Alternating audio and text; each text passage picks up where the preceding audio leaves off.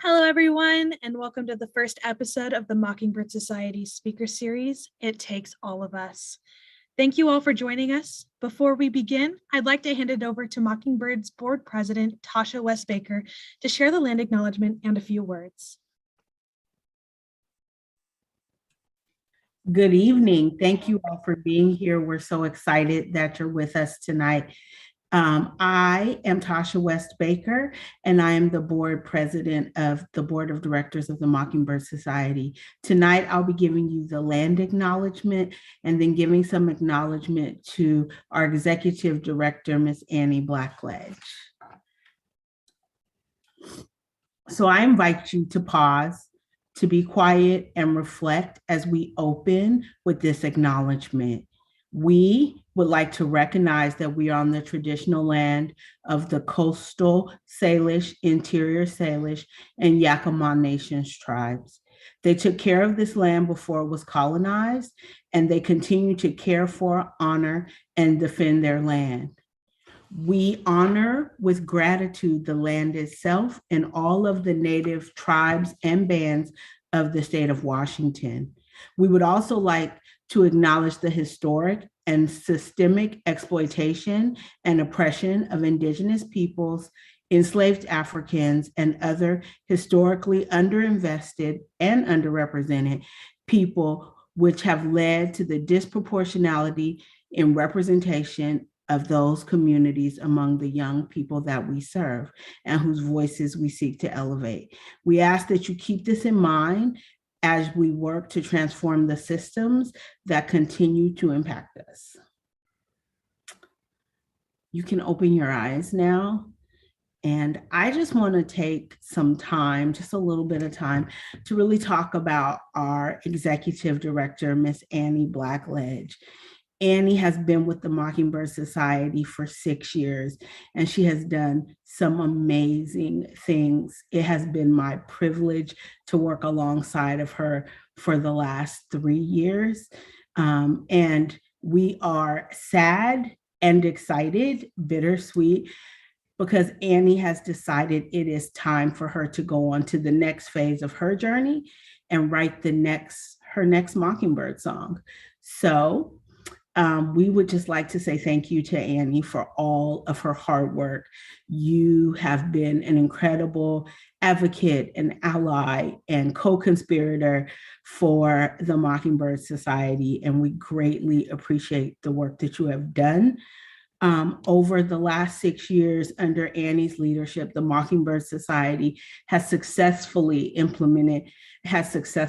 passed legislation like the Keys to Independence, which ensures that young people in foster care have access to driver training and getting their license. House Bill 5290, which decriminalized status offenses and ensures that young people will not be detained for status offenses. We have also managed, this is a legacy issue, y'all, to get legal representation for kids in foster care under 8. It's a huge deal for them to have a voice in their process. And we have managed to expand Mockingbird Family from a few constellations to internationally, to this being the method of foster care that they are actually doing in some parts of the world. It's just amazing, amazing work. And Annie has helped grow the budget of the Mockingbird Society from $1.9 million to $3 million. Annie, we are forever grateful for your service, for being in community with you. And we just wanted to take time to acknowledge that and to say thank you, knowing that sometimes in order to grow, you have to go. And so we just wish you the very best on the next phase of your journey.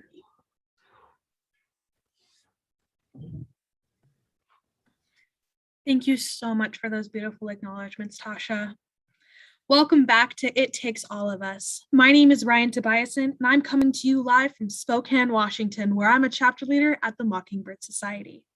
The Mockingbird Society is an organization with the mission to transform foster care and end youth homelessness. I have been advocating with the Mockingbird Society since I was about 13 years old. And I'm so excited to be here with y'all tonight to share more about the vital and extensive work we have all done to change the system in order to set youth up for a successful future. First of all, I would like to take a second to thank our sponsors. Tonight's event would not have been possible without their generosity.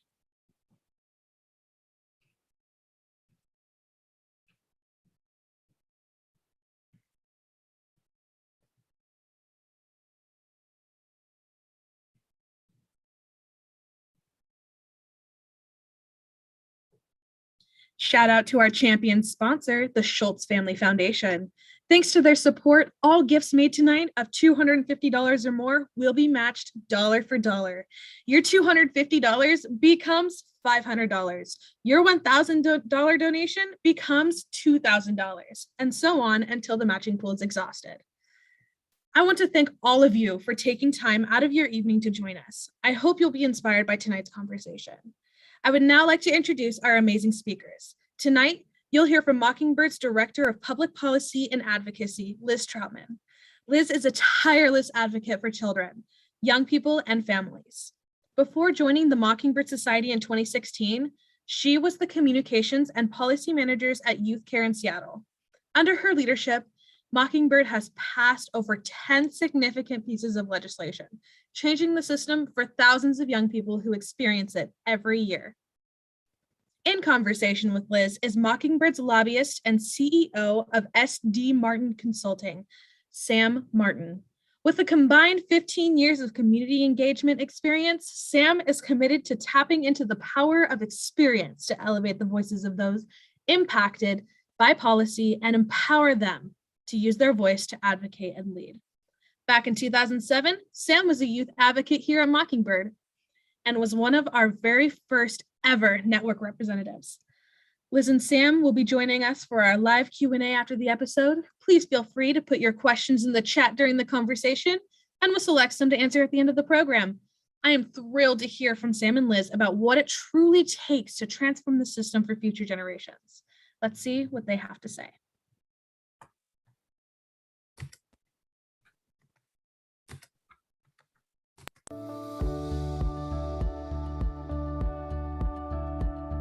So nice to actually be in the same room with you, Liz, and actually be able to meet for the first time after, working together for almost a year. Yeah, well, Sam, I think I first met you, I think it's been just a year, but of course you have a really long history with Mockingbird because you used to be a network rep and you've been around. Oh, gosh, yeah, it was a long time ago. Really being a network rep back then was, I don't think too different from how it is now. Actually, even being being Seattle's first chapter leader and being there when they created the network, and in a lot of ways, that's my baby, and so being able to come back and help to support the next generation of leaders is beyond impactful. I think easily my proudest moment of this past legislative session was helping to be a part of the passage of House Bill 1219.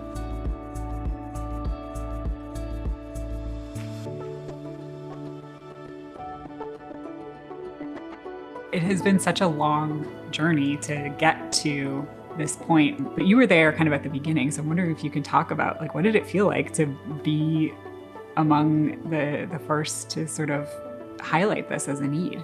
Yeah, being a part of it at the beginning versus kind of seeing it to kind of get past this past legislative session has been a really unique experience. We really just wanted to elevate the conversation back then. We knew that this was a conversation that we need to have. I specifically remember going in and chatting with lawmakers and during my testimony asking them who in here would send their kid into court without legal representation, right? And not a hand in the room was raised.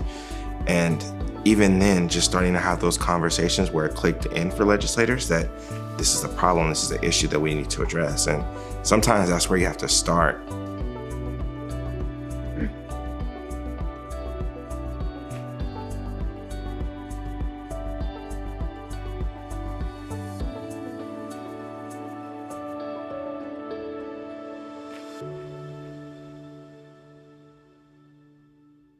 It not only was deeply personal to me as an individual who experienced the system, but also as an advocate, as somebody who put their blood, sweat, and tears and wrote articles and met with lawmakers, when I was a teenager, to now be able to come back and to add new levels of expertise to the work. But easily it was my proudest moment during this past legislative session. It's incredible how the idea just kept evolving over the years and the incremental changes that happened along the way. The research that was done, in 2017 when I started at Mockingbird, this idea was already nearly a decade old, and we came back again saying, all young people should have attorneys in this incredibly impactful court proceeding. And the legislature said, well, let's test that idea. Let's do a study, let's do a pilot, and see what the impact is. And lo and behold, something that young people, again, have been saying and asking for was borne out in the data that was collected through this pilot, showing that young people who are represented by trained attorneys, by high-quality attorneys, are more likely to be reunified. They're more likely to be placed with family during their experience in care. It was exciting to get that data. It was also, again, this moment where the research catches up to what young people have been saying for a long time. But it was another piece of kind of building that narrative that you talked about helping people understand kind of why this is important. Yeah, I think the direct impact really is that we don't have to send young people into these court proceedings by themselves. I can personally speak to how terrifying it was to just be a 12-year-old going into court and how intimidating all the players and factors can be. And so just off the sheer fact that we won't be able to send young people into these situations alone and they'll have someone that is going to bat for them and really, truly speaking on the young person's stated interest. And to imagine being young, to potentially have experienced trauma, being separated from parents, being separated maybe from my siblings. I can't imagine walking in and not even knowing where to turn, and not knowing what was being said and not knowing what could happen, what the possible outcomes would be. Through House Bill 1219, every young person will at least have somebody sort of by their side as they go through that experience, and who is there to zealously represent their interests. Before my time, Mockingbird youth advocates worked on extended foster care, right? And you think about today, when turning 18 is no longer that same kind of scary cliff that it was 10 years ago or 15 years ago, before extended foster care was the norm. Now it's the norm to have extended foster care and to have that ongoing support. And it really, to me, kind of epitomizes Mockingbird's approach to systems change, that it's really about the young people coming behind in the system.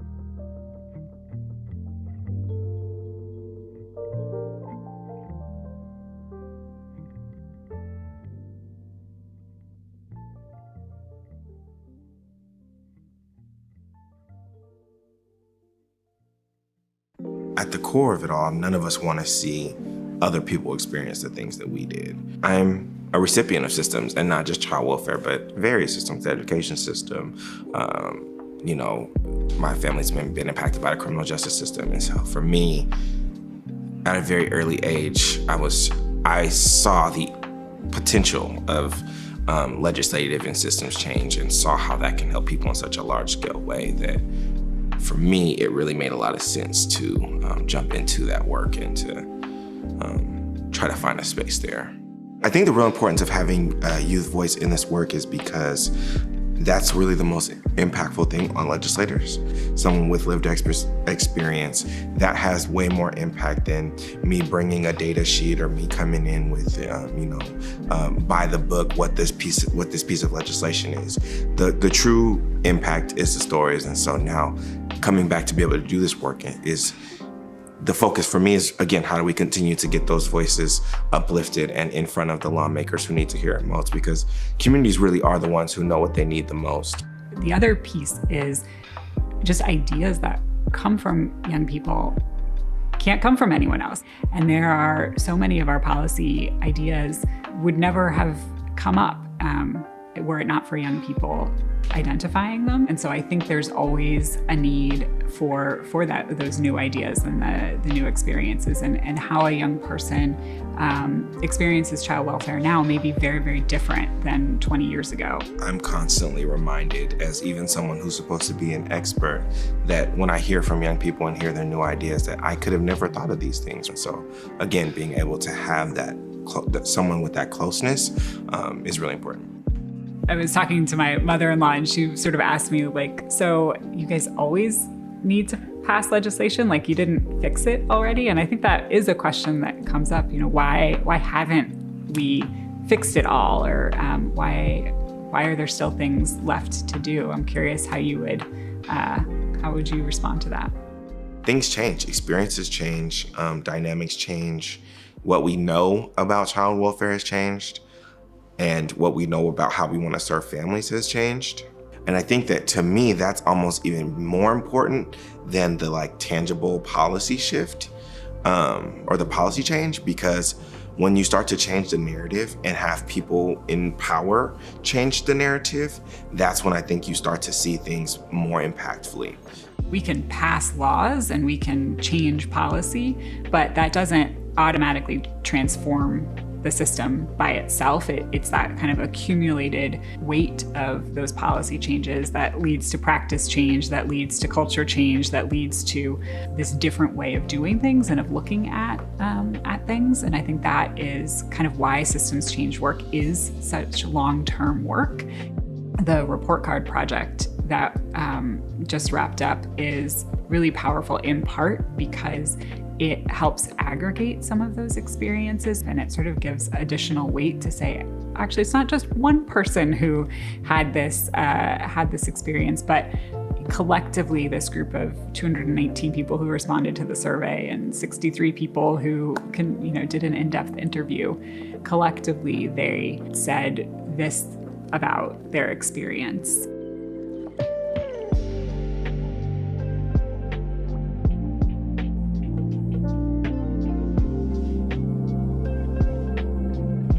What was really striking to me is, we've made a lot of changes and a lot has happened, and there are some big things that haven't changed, and we can get lost a little bit in what's the next big thing? And sometimes we actually need to go back and just revisit, have we done the things that young people have asked for?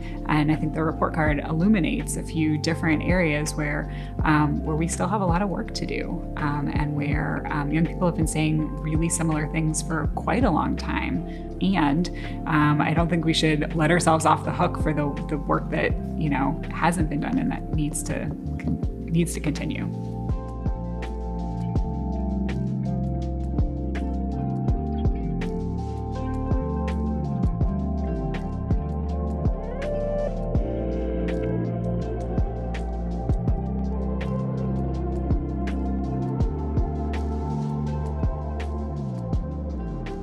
So many things change, they also stay the same, right? And that we might have been able to, pass legal representation, House Bill 1219, or behavioral health supports for young people in homeless shelters, but then you also hear that people still can't see their siblings, right? And it's always important to be able to even do that, continuous quality improvement and going back and looking at what went wrong, what's going right.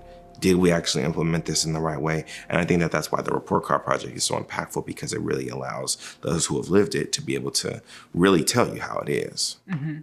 Yeah. I remember one particular time on 1219, we were prepping to have one of our big hearings, and I was trying to schedule with a young person who had agreed to participate, and I was excited, but it was really hard to actually schedule with her. And when we finally connected, I realized that she was calling me while also cleaning houses, because that is her job. And so she was calling me while she's in the midst of her job, and she's also a single parent. And so she was balancing all of these things and trying to figure out, a time that would work in this incredibly busy life. I took a step back and realized that they're just balancing so much. And so I just have so much appreciation for all of our young people that are taking the time out of their lives to do this work. Nothing but admiration and respect for that, for real. You know, one thing I think about with the system that's been built is because it has not started from young people and families and what they need. It is built on kind of a legacy of racism and colonialism. That's why we see the challenges that we see today, right? That's why we see this disproportionality in who comes into care. That's why we see this disproportionality in who experiences homelessness. So I think if I had a magic wand and I could just accelerate the work of just rooting out the systemic racism in the system and the systemic oppression that results in young people who are LGBTQ being, not very well served by the system and really overrepresented. Again, in who's experiencing homelessness, who's experiencing foster care. I think that is kind of the key to rebuilding. I don't know, what would you do if you had a magic wand? Yeah, for me, magic wand solution is, I think it's about, at the end of the day, providing young people and family with the support and services that they need, and that young people had like a loving situation regardless, no matter what, right? I think, the context for why young people end up in the care can be across the board. We know the systemic racism that plagues, Black and brown communities, and that, has them entered in the system at a higher rate than others. But I also see young people in rural communities who might be LGBTQ+, or Two-Spirit young people whose families chose not to support them. And they need support and they need love too, right? And that we want to make sure that we have whatever situation is best for the young people and the families to be able to get that support that they need. But in particular, making sure that all young people have love in whatever way that looks like, because I know the difference that can make, And sometimes all the other system factors in the world can be rectified if a young person just has someone that loves them in their corner. So Sam, you're somebody who has invested a huge amount of your time and your talents into Mockingbird over the years, first as a network representative and now coming back as a lobbyist. I'm curious what you would say to others about why they should invest in Mockingbird. I think really, of course, at the gate is finding ways to be able to kind of engage with us on our advocacy work, but also doing that research, doing that work, continuing to gain your own awareness and spreading that awareness out to your community members. And lastly, and one of the most easiest ways is just to be able to invest, right? Invest in Mockingbird, invest in our young people, and invest in the work that we're doing. I think investing in Mockingbird is also an investment in the true way it should be done, right? An investment in getting power sharing right. And while it's gonna sound cheesy and cliche, but an investment in someone like me, right? Like that at 16, I was able to testify in front of the Senate for the first time and have my eyes be opened to an experience that was really impactful for me. Then to be able to, go to school for that, and then come back as a lobbyist and not just be impacting child welfare, but impacting so many other policy areas at this time right now too. Every legislative session, we have an incredibly powerful youth-led legislative agenda, and we need folks to contact their legislators, let them know that you care about youth homelessness, that you care about child welfare issues, and that you support what Mockingbird is working on. Reading the Mockingbird Times is a great way to learn more about those issues that resonate for young people at Mockingbird. What Mockingbird does so well is invest right along with young people in that long-term work. And so the community's investment in Mockingbird enables Mockingbird to invest long-term in these solutions and in young people.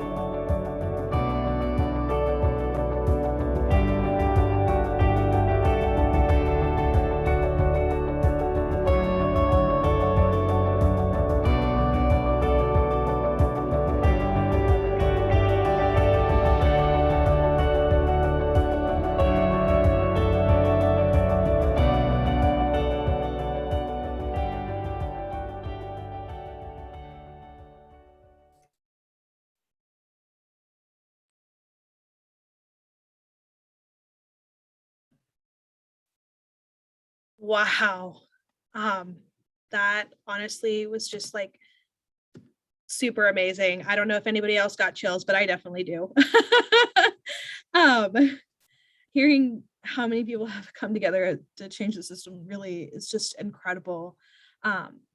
Let's learn more at the Q&A. with Sam and Liz. So if you have any questions, please put them in the YouTube live chat or text us at 833-330-0955. Again, that is 833-330-0955. Okay. All right, we have our first question for Sam. From your perspective, what's next for this work with young people? What's on the horizon?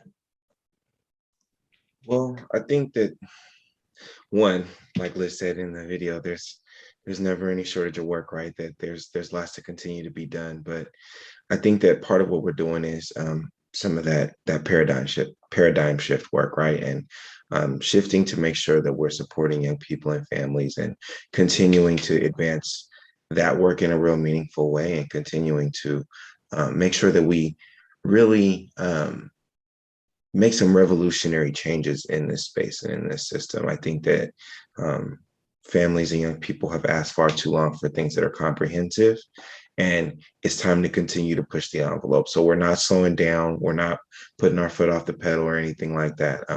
And we have some really exciting things that we got cooking up for this next legislative session as well too. So please stay tuned. You'll be excited to hear what we got going. Liz, what do you think?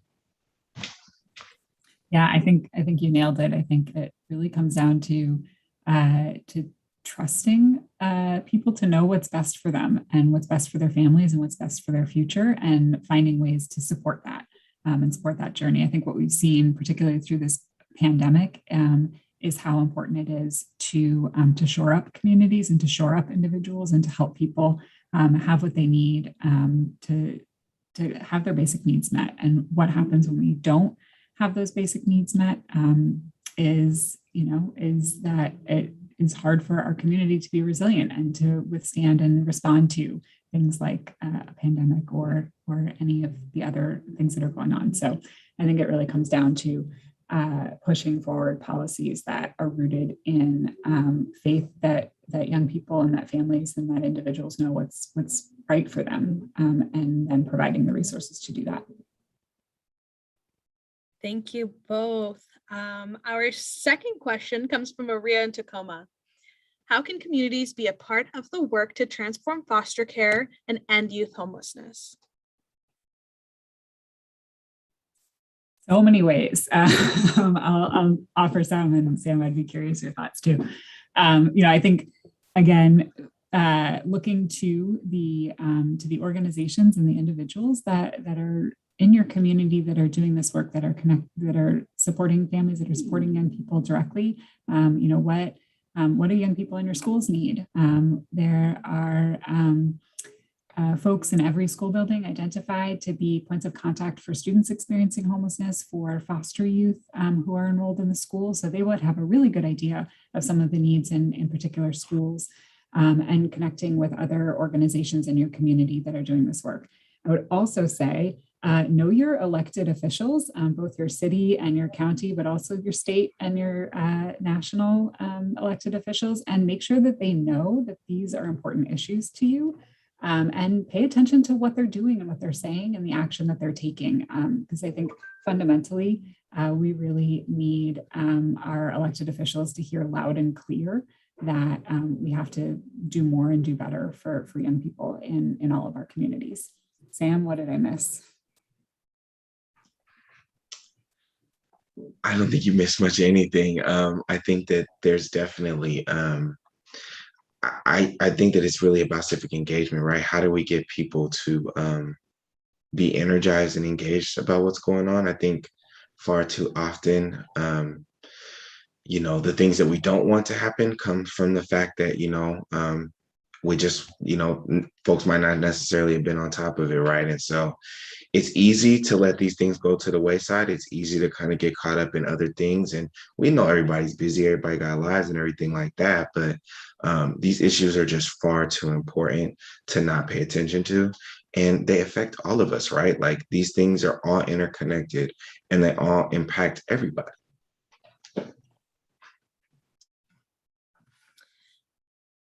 And that brings us kind of to the last point of this work can be super, super difficult. And honestly, kind of sad.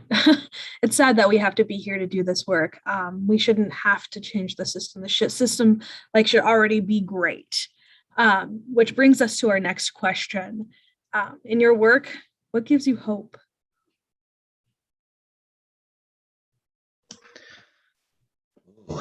That's a really good one. Well, I think it's like folks like you, Ryan, right? Being able to be someone who saw the network start and to see the first group of chapter leaders, but to now see that this work is continuing on a lot, a lot longer. I'm a lot older now, and so it's been some time. But that's what gives me hope. Like the fact that even in spite of the fact that we do still have work to do, people are going to always step up to do it. And that's inspiring.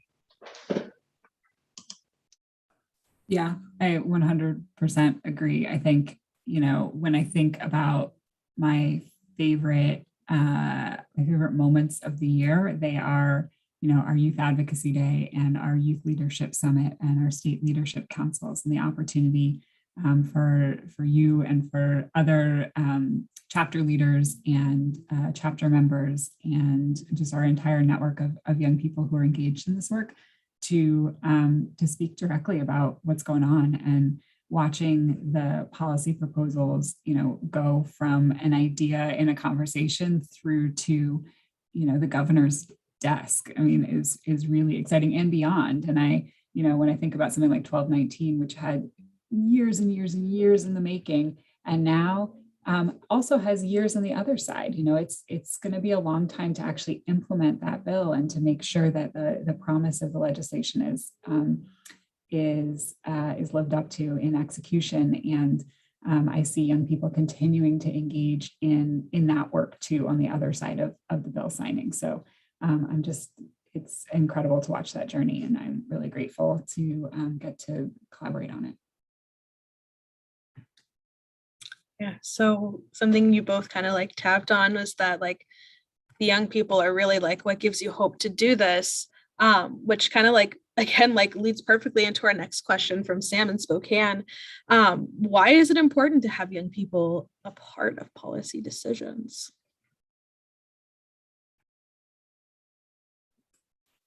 I think we can't have good policy if people who aren't impacted by it aren't at the table talking about what it needs to look like to work for them. Again, I think it goes back to listening to people and trusting people about what they need. So I think without having young people involved, we're not going to address the issues that we need to address. So I think it's sort of foundational. I'm actually curious if I could turn the tables a little bit, Ryan. How would you answer that question? Not to put you on the spot too much, but why is it important to you to have young people involved in policy making? Well, love being put on the spot. That's great. Young people are the ones who are affected by this. Because in all reality, we're not changing the policies for the generations who already went through the broken system. Our job is to fix the system, as Jim Theophilus says, for that 5-year-old that doesn't know they're going to be in foster care tomorrow. There are some people who don't know where their next meal is going to come from, or doesn't know what they're experiencing is abuse. And then they get put in this system that is very broken and very hard to go through. You're tossed like a package from doorstep to doorstep.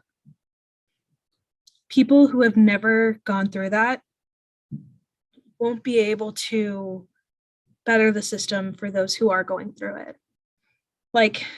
My life has been extremely difficult. And if I wasn't doing the work I was doing today, we wouldn't have passed in Spokane IDs with ease. We wouldn't have done half the things that these youth need from us if there weren't youth to bring these problems to the table. Somebody who's in the system, who's not in the system, can't tell you what the problems are because they're not in it. Yeah, thank you. I appreciate that. And thanks for letting me turn the tables a little bit. So yeah, I'm glad about IDs with these though. It was a great bill. Agreed. Sam, did you have anything you wanted to add to that? How could I? Y'all, amazing. I ain't got nothing. All right. We have another question from Annalise. I hope I pronounced that right. Forgive me if I have not. In Vancouver, what did it feel like to have legislation passed that you worked on for so many years?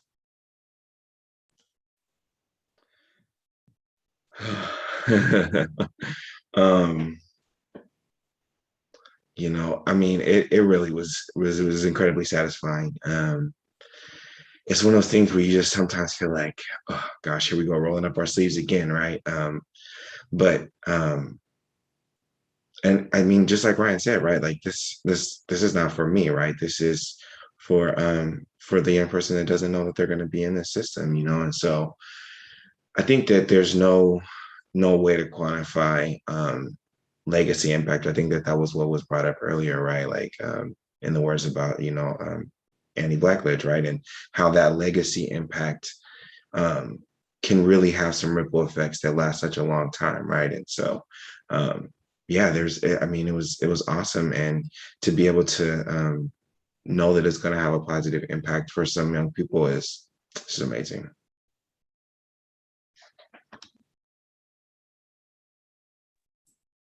I would just add, I was not working on it nearly as long as Sam, and I bet there's a lot of people watching today who were also part of that journey, and so I just feel like I feel incredibly lucky to have been part of this and to have continued on work that was started by so many more people than I could ever name or count, or that I even know about, or that I think even those of us now at Mockingbird know about.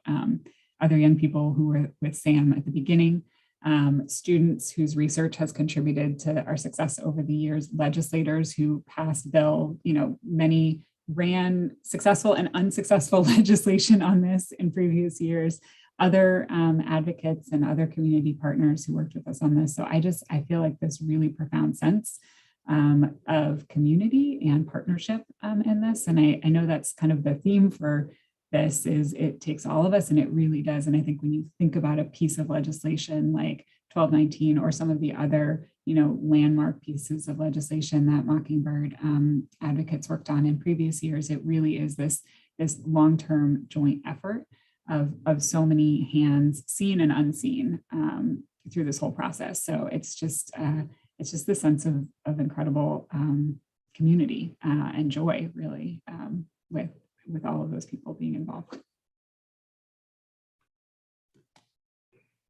Thank you both for your time.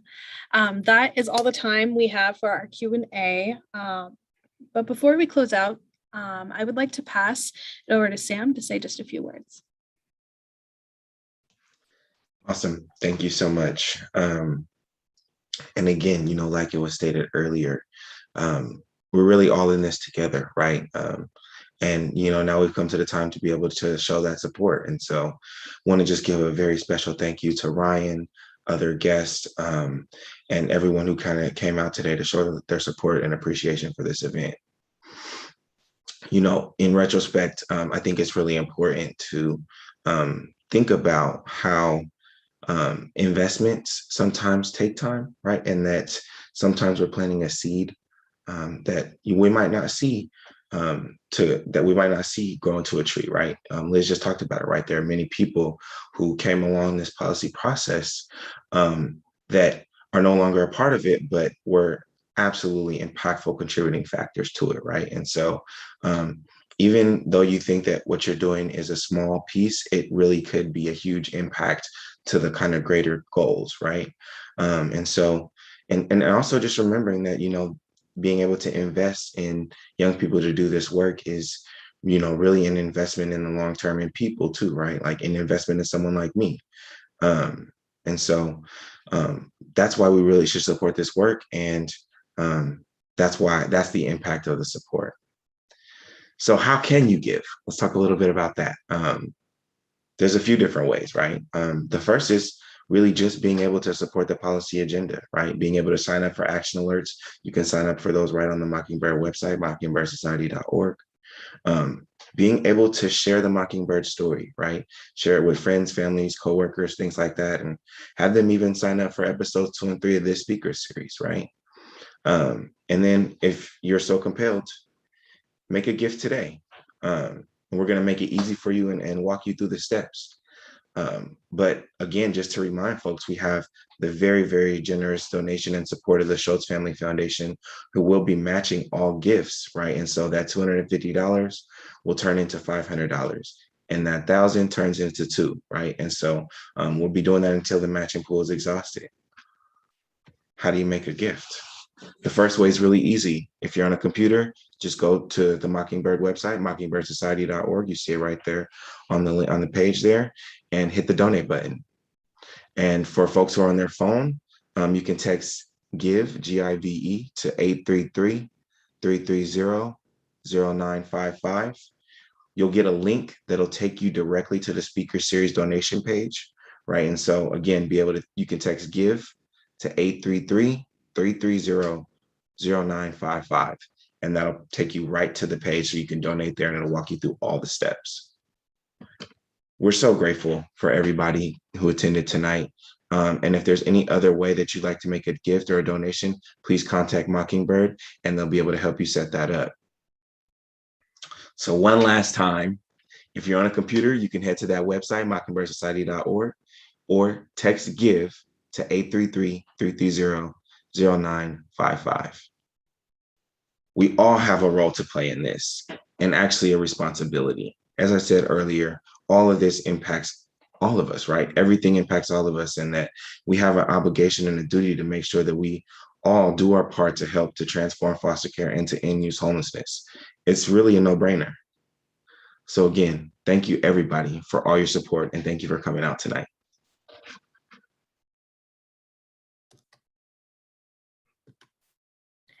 All right. I know y'all are busy donating right now. I did just want to touch on what Sam said in the beginning. It really does take all of us. So even if you have not been impacted by the system directly, we all have that responsibility, because that 5-year-old could be your great-great-grandbaby. That could be your cousin. That could be your niece or nephew. That could be your best friend's kid. That could even be your best friend. We all have that responsibility, and it takes all of us. We got to do this together as a community. That is all the time we have for this evening. I want to thank you all for being here with us tonight. I'll see you on September 30th for our second episode of It Takes All of Us. We hope you can join us to have a conversation about Mockingbird's family and the power of holistic community-based care. Thanks for being here. Good night.